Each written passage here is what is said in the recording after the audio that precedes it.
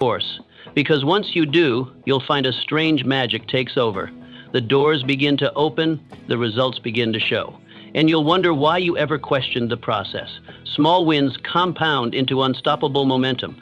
You want a transformation, but you overlook the power of today's small victory. You want the big shift, the breakthrough, the applause, the reward, but what you fail to see is that greatness is never earned in one day. It is stacked quietly on top of yesterday's effort. One consistent act, done daily, outweighs 1,000 bursts of passion. The man who trains 5 minutes each morning outpaces the one who trains 2 hours once a month. Why?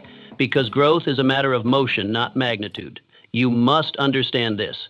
Every repetition writes a line into your character. Every day you show up, even when it's hard, is a vote toward the man you're becoming. Miss a day and that vote is cast against your own vision. The path isn't paved by force, it's shaped by rhythm. That rhythm begins with small wins, wins that no one sees. No one praises, but you know they matter. Because deep inside, your confidence grows with each one. So how do you begin? Choose one commitment, just one. Then protect it like your life depends on it, because in many ways it does. Whether it's rising early, writing 1 page, walking 1 mile, reading 1 paragraph, stick to it. Do it even if the skies fall. Picture this, a man who adds 1 stone to his wall every day. He doesn't look up, he doesn't rush, he doesn't question. But years pass, and one day he steps back, and there stands a fortress. That can be your life, a fortress of habit, a stronghold of momentum, if only you learn to honor your small wins. So let me ask you, what one act will you commit to today? Not tomorrow, not next week, today. Because if you want your dream to stand tall tomorrow, you must be willing to lay 1 brick today.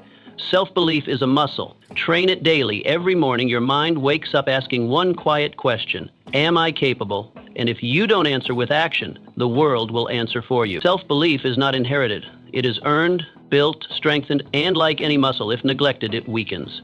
If you wait to believe in yourself before you act, you will never act. But if you act first, even with trembling hands, you'll become the kind of person you admire. Consistency is the training ground of self-belief. Each day you show up for your goal, you prove that you are not a man of excuses. You are a man of decisions. You are not hoping to become, you are becoming. So where do you start? Right where you are. Speak boldly, decide firmly.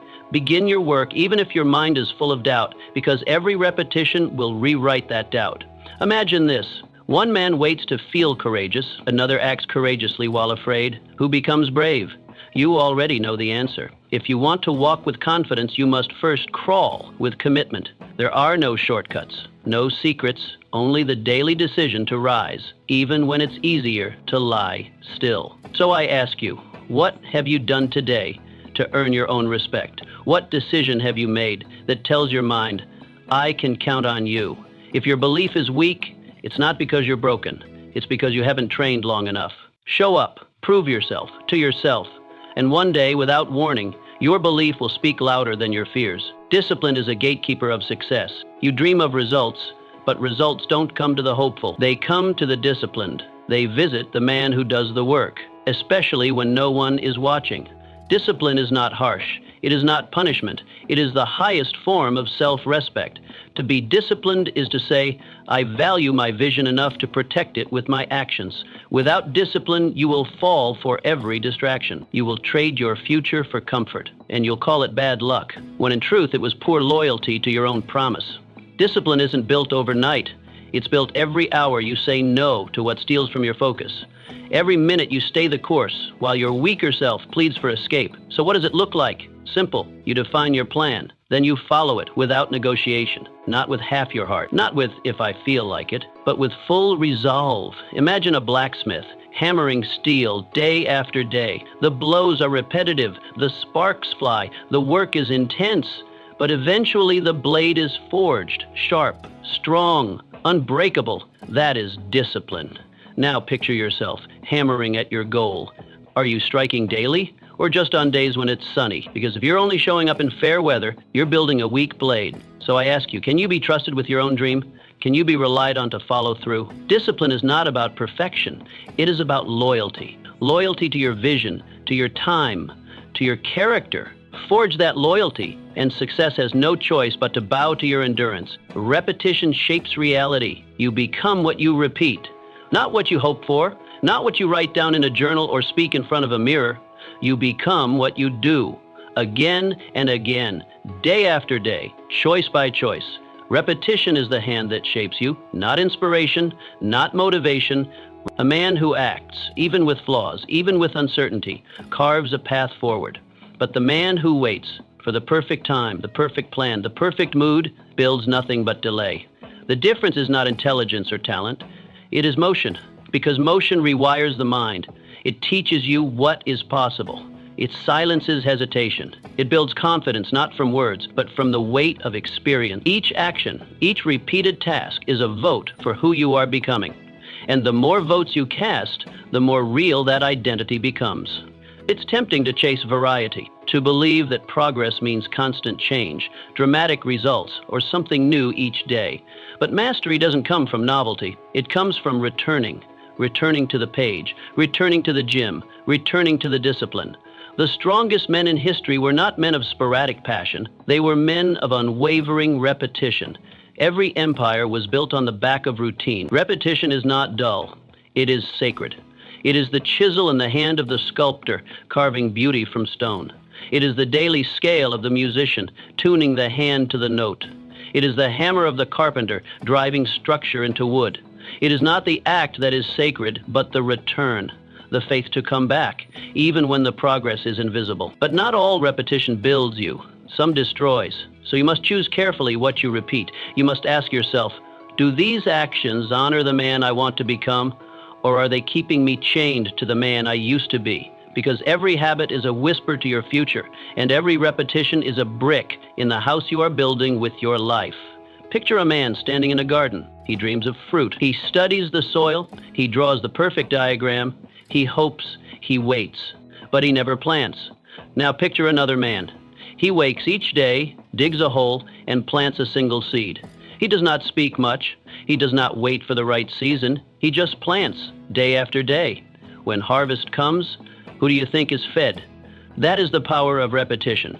It is slow, it is often silent, but it is certain. One day, your repeated acts will rise around you like the walls of a house quietly built by your own hands. And what once felt unreachable will feel undeniable, because repetition is not just what you do, it is what you become. The world respects the man who finishes. It's not enough to begin. Beginning is easy.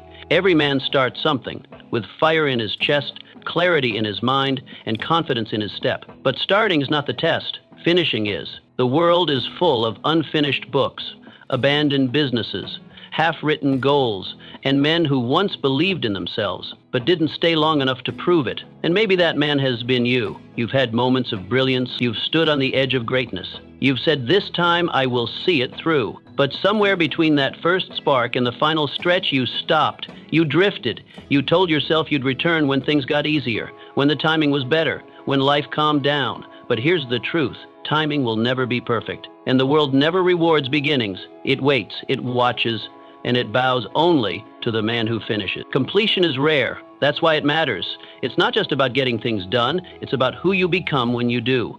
A man who finishes what he starts is a man who can be trusted, not just by others, but by himself. He knows that his word is not some faint breath in the air. It's a hammer that builds again and again until the job is done. Your unfinished projects, they cost you more than time. They weaken your belief.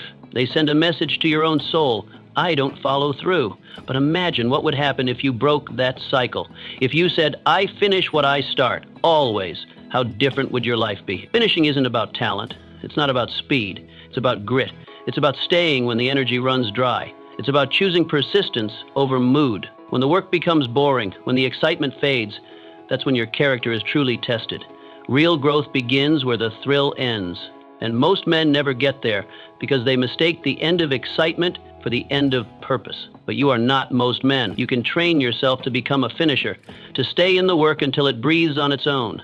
That doesn't require applause. It doesn't need external rewards. It only demands one thing, your integrity. Picture this. A man begins building a ship. The frame is up. The wood is fresh. At first, it feels noble, grand. But as the hours drag on, his hands ache, the rain comes, and distractions whisper. He walks away. Days pass. then months. The ship never touches water. It never becomes what it was meant to be. Now imagine another man. He doesn't look for praise. He isn't faster or stronger, but he returns day after day. He hammers, even when no one's watching. And one morning, the ship is finished. It slides into the sea and sails. That man built something that moves through the world, and he knows he can do it again. You can be that man.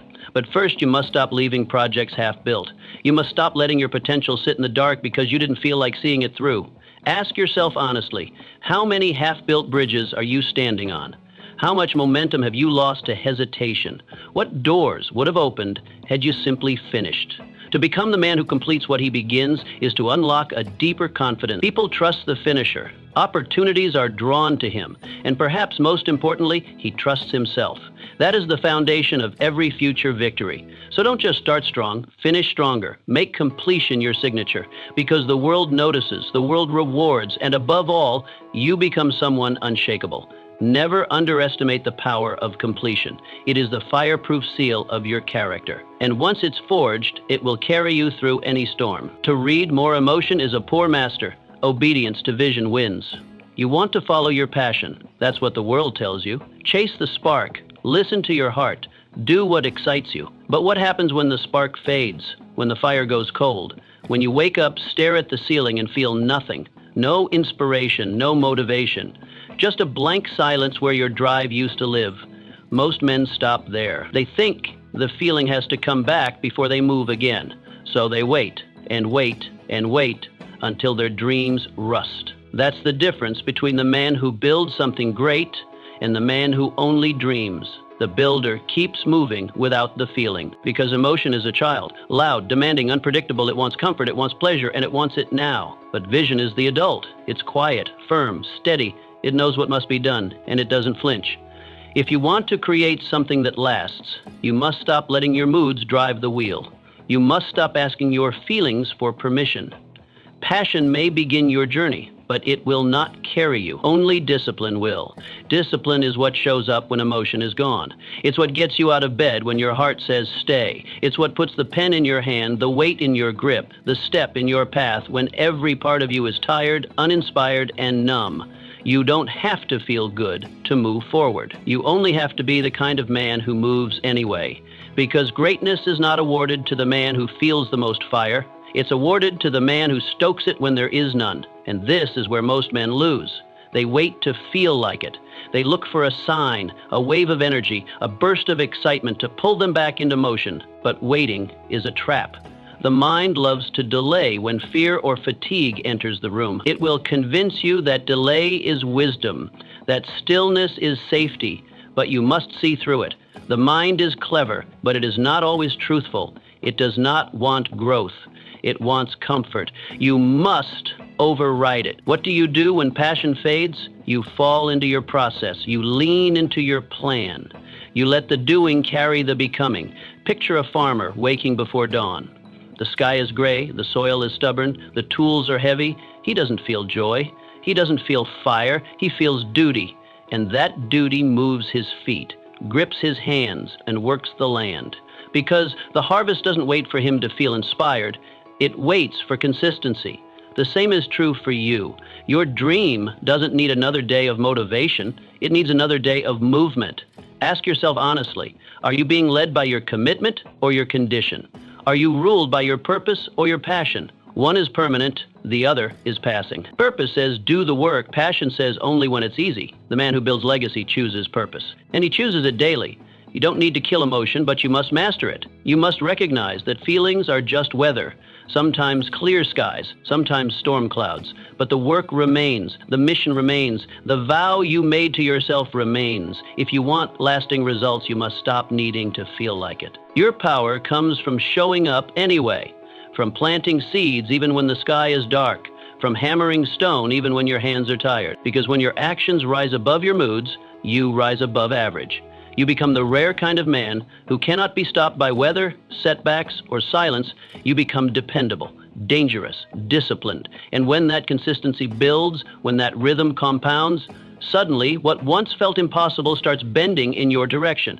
So remember this, Passion may whisper in the beginning, but it's your process that shouts in the end. If you want to live a life most men will never touch, you must do what most men never learn. Keep moving, even when you feel nothing, because that, my friend, is where your real power begins. The man who controls his time controls his future. Your time is your life, cut into pieces, measured in moments, spent in seconds. And once a piece is gone, it doesn't come back. There is no refund, no rewind, no second harvest from a wasted hour. And yet men toss their time around like spare change. They talk it away, they kill it, as if they have more life than they'll ever need. But you must understand this deeply. When you waste time, you are not just wasting a day, you are wasting strength, your energy, your potential, your becoming. Time is the container that holds your power. And if that container leaks, so does everything you've worked for. Your strength is not infinite. Your vision is not immune to delay. When your hours are undisciplined, your focus suffers. And when your focus suffers, your mission dies slowly. Not in one big crash, but in a series of distracted afternoons and unfinished tasks. You don't lose your dream because you're incapable. You lose it because you failed to guard your time. Structure is what keeps greatness alive, and structure begins with your time, your routine, your hours. Consistency cannot thrive in chaos. It cannot grow in a storm of random decisions.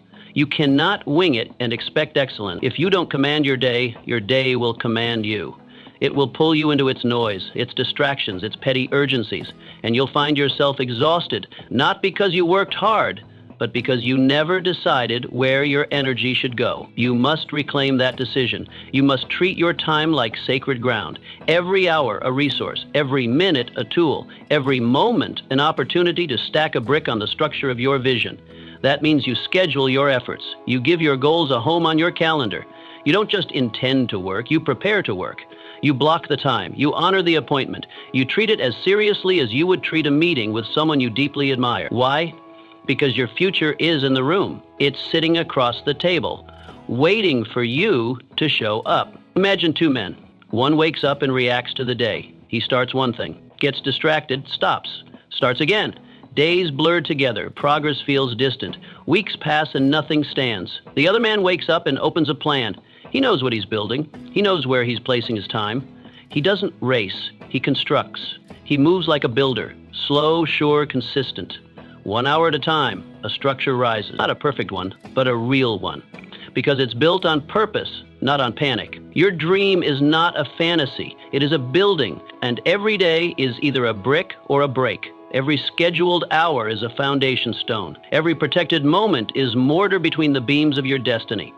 The man who understands this begins to move differently. He doesn't allow time to vanish into vague hopes and empty busyness. He measures, he guards, he respects, because he knows that the hours he commands today shape the freedom he earns tomorrow. So ask yourself, are you spending your time like it's unlimited or investing it like it's all you've got? Are your days driving your destiny or draining it? You don't need more time. You need more authority over the time you already have. That authority is not given. It is enforced. Every morning, every decision, especially on the days when you feel scattered or weak, because that's when it matters most. That's when the difference is made between the man who drifts and the man who builds. A consistent life does not appear on its own. It must be scheduled, designed, defended, not with perfection, but with commitment, with the discipline to say, this hour is mine, and I will use it. You may not control everything that enters your life, but you can command how you spend your next block of time, and from that one decision, an entire future begins to take shape. The man who commands his time commands his future, and that command must be claimed not once but daily, because the man who honors his hour becomes the master of his destiny. You must build before you are seen. You want recognition. You want to be respected. You want success. But the question is, do you want it before you've earned it or as a byproduct of the work? Most men want the applause first. They want to be noticed, praised, celebrated before they've done anything worthy of it. They want the crown before they've carried the weight. But the wise man knows better. He doesn't chase attention. He chases ability. He doesn't care who's watching. He cares what he's becoming. There's a sacred power in obscurity, a rare freedom in being unknown. That's where the real work happens. That's where skill is forged, where strength is tested, where greatness is carved in silence, in solitude, in darkness. The wise man understands this. He does not cry out for credit. He does not beg for recognition. Instead, he disappears into the grind. He vanishes into his purpose. While others speak, he sharpens. While others post, he prepares. While others parade their half-built image, he builds his unshakable foundation in the shadows. You must learn to fall in love with that silence, with the invisible hours, the early mornings when no one knows you're awake, the quiet evenings when you choose discipline over distraction, the afternoons when you keep going despite the ache, the doubt, the delay. These are the bricks no one sees, but everyone stands on. Results don't come from declarations. They come from devotion. They are born when no one's clapping, no one's filming, no one's liking, sharing, or noticing. They come when your only audience is you.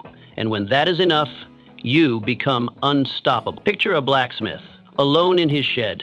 There's no music, no lights, no applause, just the rhythm of hammer on steel, the hiss of heat, the sting of sweat. Each day looks the same. Each task feels repetitive, but each strike matters. Each motion sharpens. Time passes. Seasons shift. Still he works.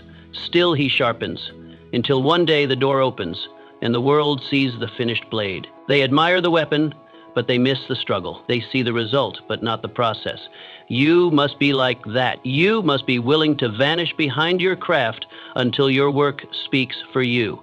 Too many men chase the spotlight without sharpening their sword. They want to be seen, but not shaped. They want to be praised, but not prepared. And when life tests them, they break because they were performing, not becoming. But you're not here to perform. You're here to build, to rise not through noise, but through substance. That means staying faithful when it's boring. It means showing up when it's quiet. It means trusting that your silent work will echo louder than any speech. And when motivation fades, and it will, you must remember who you're doing this for. Not for the followers, not for the likes, not even for the doubters. You're doing this for him, the future version of you. The man who looks back and says, "Thank you for not quitting. Thank you for not needing praise. Thank you for choosing purpose over performance." That man is waiting for you. And every silent hour you invest today is a gift to him, a foundation, a blessing, a weapon. So I ask you again, are you chasing visibility or value? Are you trying to look the part or become it? There's a world of difference. The man who looks the part fades when the pressure hits. But the man who is the part, he shines when it matters most. Because he didn't decorate himself, he forged himself. In the heat, in the dark, in the silence, let others rush to the stage. You remain in the shed. Let others show off half-formed visions. You build something undeniable. Let them perform. You prepare. Let them talk. You train.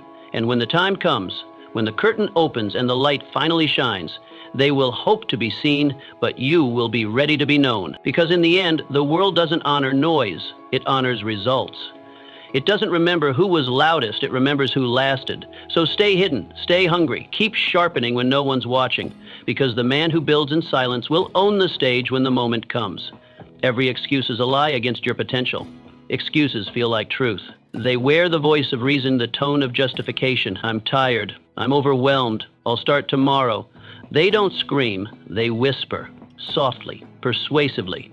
And before you know it, you're nodding in agreement, handing over your discipline like it was optional. But listen closely. Excuses are not truth. They are lies, quiet, clever lies that steal your fire, that sabotage your strength and disguise cowardice as caution. Every excuse you accept is a brick in the wall that blocks you from your potential, and that wall only grows higher the more you listen to it. You think you're too tired? You think you're not ready? That you need more time, more clarity, more energy? The truth is simpler. Beneath every excuse is a quiet refusal to be great, a fear, not always loud, but always present, fear of discipline, fear of failure, fear of success even. Because success demands a version of you that doesn't hide, that doesn't soften the truth, that shows up relentlessly, whether it feels like it or not. And that version of you, that powerful version, scares the part of you that clings to comfort. So instead of rising, you retreat. And you call it self-care, or being realistic, or waiting for the right moment. But make no mistake, each time you let an excuse win, you are practicing betrayal. Not against others, against your own dream. The consistent man sees through this. He doesn't entertain the voice of weakness. He doesn't argue with it. He moves. He doesn't give his excuses a courtroom, he gives them a coffin. He doesn't ask if he feels like it, he simply does it. And the more he moves, the quieter the excuses become, because excuses cannot survive where action thrives. You want to know how to defeat excuses?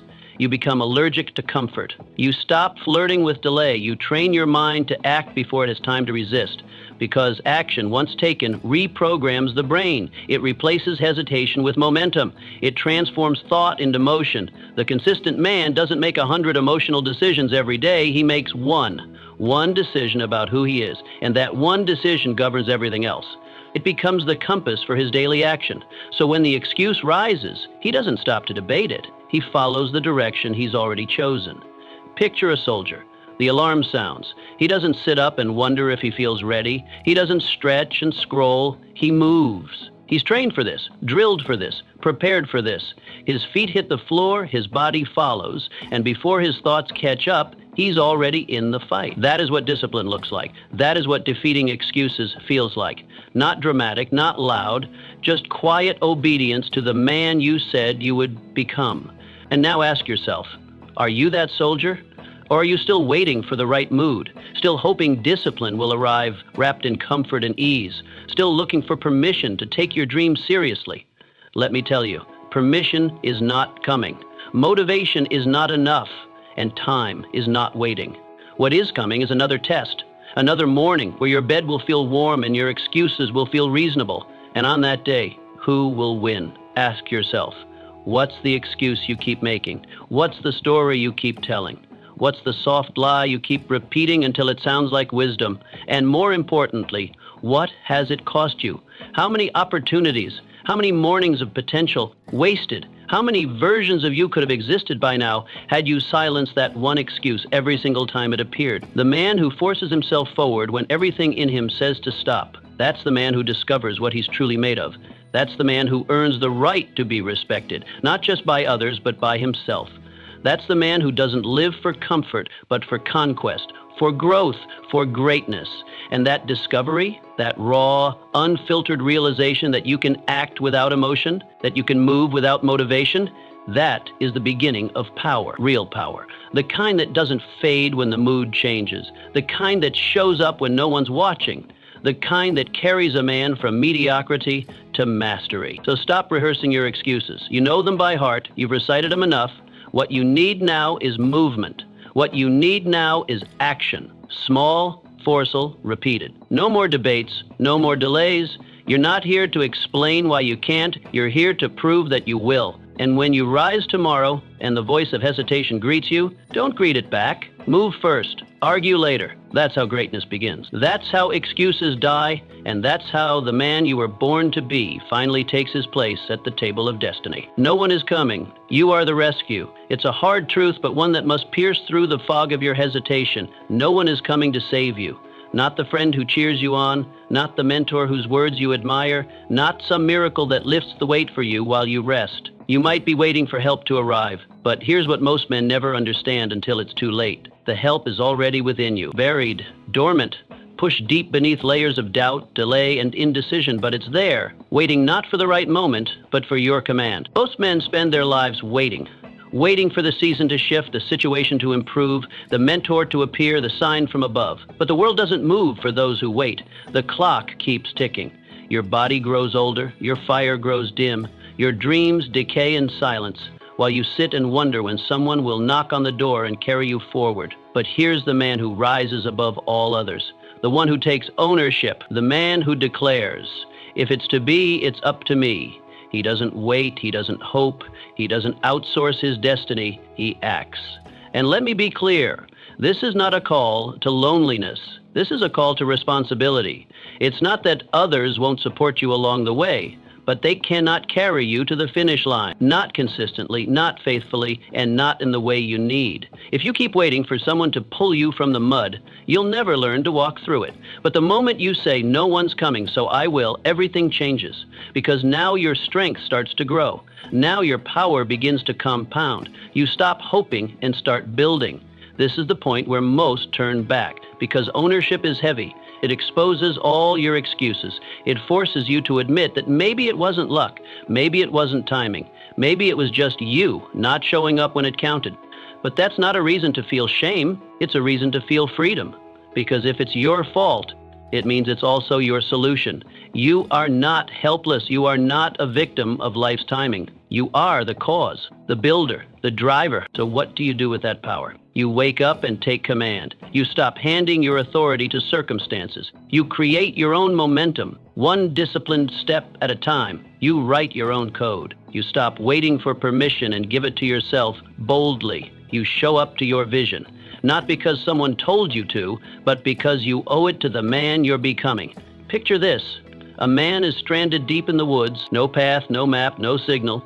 He could sit and hope, cry out, wait for rescue, and maybe, just maybe, someone would come, but chances are, no one's coming. Now imagine that same man standing up, gathering sticks, sharpening a tool, building a fire, constructing shelter, blazing a trail.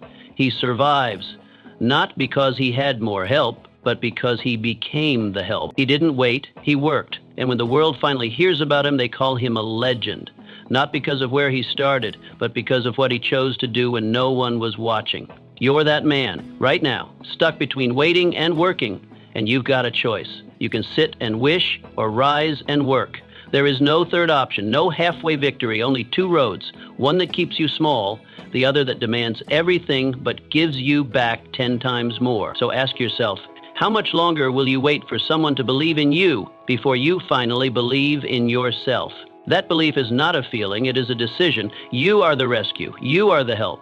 You are the one who must keep showing up even when no applause comes, even when no one notices, even when the silence feels unbearable. Because the applause you think you need, it comes later. It comes after the breakthrough, not before. And when it comes, it won't matter, because by then, you won't need it. This is the turning point, the moment when everything begins, not because something happened to you, but because something awakened within you. Once you understand this, you become unstoppable. You stop waiting to be saved, and instead, you lead, you lift, you build, and most importantly, you endure, because your strength no longer depends on the outside world. It comes from within, forged, proven, unshakable. No one is coming, and that's not a curse. That's the greatest gift life will ever give you, because now you are free. Free to rise, free to fight, free to win, burn the bridge. Back to average. Too many men leave a back door open, a quiet escape route, a place to hide when the pressure builds, when the path gets rough, when the commitment demands more than comfort can offer. They tell themselves it's just in case the dream gets too heavy, just in case the sacrifice becomes too great, just in case the fire burns a little too hot. And while they pretend to move forward, they always keep one eye over their shoulder, fixed on that door, on that soft landing, on that old version of themselves that whispers, you can always come back. But as long as that door remains open, discipline will be weak. Because why suffer when escape is possible? Why endure the storm when shelter is only a decision away? As long as retreat exists, you'll never truly commit. You'll half-step. You'll pause when you should push. You'll consider options when you should crush them. And the life you say you want, the power, the success, the transformation, it will stay just out of reach. Not because you aren't capable, but because you never fully decided. If you want to rise, truly rise, you must burn the bridge back to average. You must close the exits, seal the cracks, destroy the lifeboats. Not because you crave risk, but because you refuse to go back. You make quitting not just difficult, but unthinkable. You eliminate the comfort that drains your urgency. You create a world where the only direction is forward, where the only identity that matters is the one you are becoming.